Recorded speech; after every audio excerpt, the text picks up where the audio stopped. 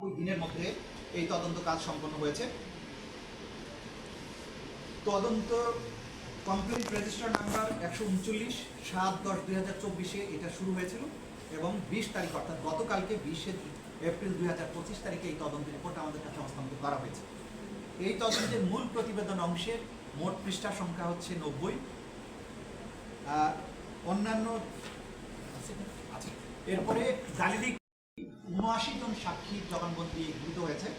এখান থেকে আমরা যখন ফর্মাল চার্জ চিফ প্রসিকিউটর যখন ফর্মাল চার্জ দাখিল করবেন তখন এখান থেকে আমরা হয়তো এর সংখ্যা কমানো হতে পারে। আমরা দেখব যে সবচেয়ে বেস্ট যারা আছে তাদের হয়তো উপস্থাপন করা হবে।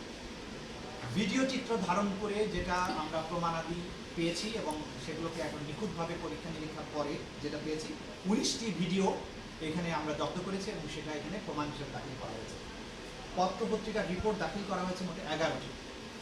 অডিও রেকর্ডিং দাখিল করা হয়েছে 2টি। তার মধ্যে প্রধানমন্ত্রী শেখ হাসিনার কল রেকর্ড আছে, যে কল রেকর্ডের মাধ্যমে তিনি পুলিশকে মারণাস্ত্র ব্যবহার করে এই আন্দোলনকারীদের হত্যার নির্দেশ দিয়েছিলেন, সেটি এখানে আছে।